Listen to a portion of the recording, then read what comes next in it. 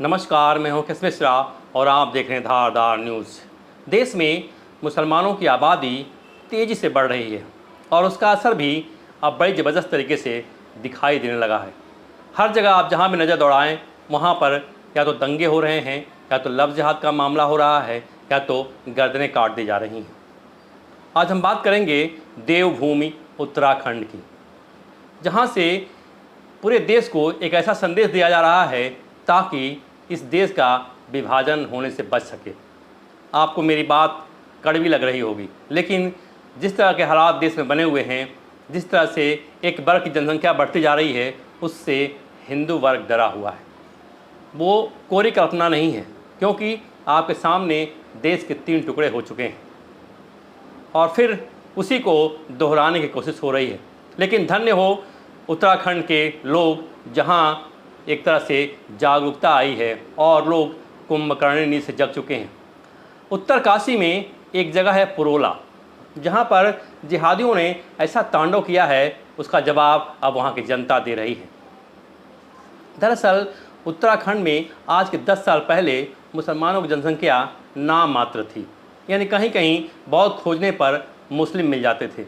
लेकिन 10 साल में जो बदलाव आया है, वहाँ की नई पीढ़ी अपनी आंखों से देख रही है। मान लीजिए वहाँ के युवा की उम्र अगर 2010 में 15 साल या 20 साल रही होगी, आज वो 30 साल का हो गया है, तो उसने अपनी आंखों से देखा होगा कि कैसे उत्तराखंड में एक विशेष धर्म की जनसंख्या तेज़ी से पांव फैला रही है। आपने पिछले दिनों देखा होगा कि जगह जगह मज़ारें नज़र आ रही हैं। इनकी संख्या 2000 से अधिक है। उत्तराखंड सरकार ने अब तक 600 से अधिक मज़ारों को ध्वस्त किया है। अभी भी करीब करीब 1400 मज़ारें अभी भी विराजमान हैं, जिन्हें हटाने की कार्रवाई चल रही है। दरअसल उत्तरकाशी जो ज़िला है उत्तराखंड का, वहाँ का एक जगह है पुरोला। पुरोला में जिहादियों ने ऐसा कुकर्म किया है कि पूरा पुरोला का इलाका एकदम से दहशत में है और लोग सड़क पर आ चुके हैं और इस बीमारी से निजात पाना चाहते हैं। लोगों ने पुरोला में एक पोस्टर लगा दिया है, जिसमें कहा गया है कि जिहादियों पुरोला को खाली कर दो, यहाँ तुम्हारे लिए कोई जगह नहीं है। इसको लेकर के पुरोला के लोग सड़क पर उतर गए हैं।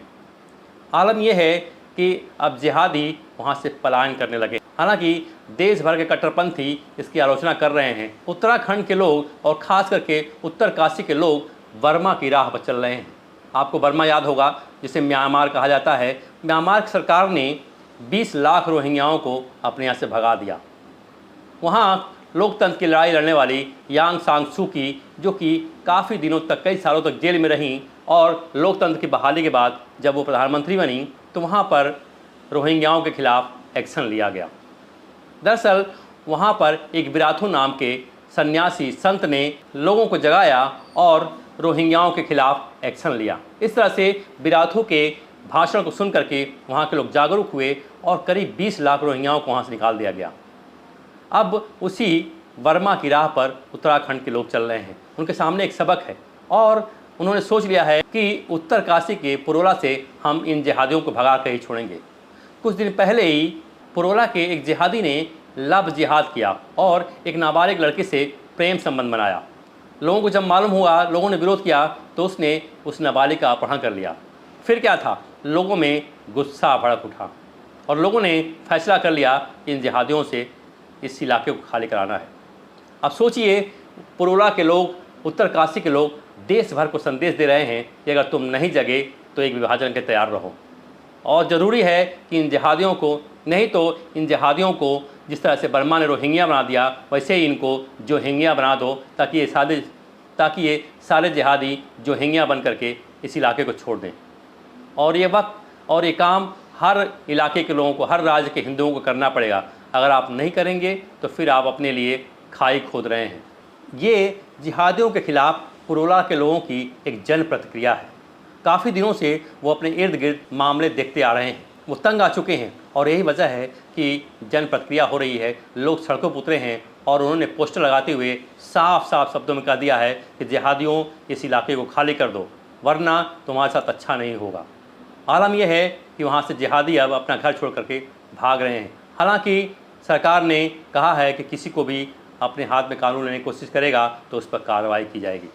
दरअसल उत्तराखंड में ये मुस्लिमों की आबादी ऐसे नहीं बढ़ गई है। इसके पीछे जो कारण है वो है उत्तराखंड से सटे 5 से 6 ज़िले हैं जो मुस्लिम बाहुल हैं और उत्तर प्रदेश से आते हैं। उनमें रामपुर, बिजनौर, सहारनपुर, मुरादाबाद और मुजफ्फरनगर, इसके अलावा पीलीभीत भी है जहाँ पर भारी संख्या में मुस्लिम रहते हैं।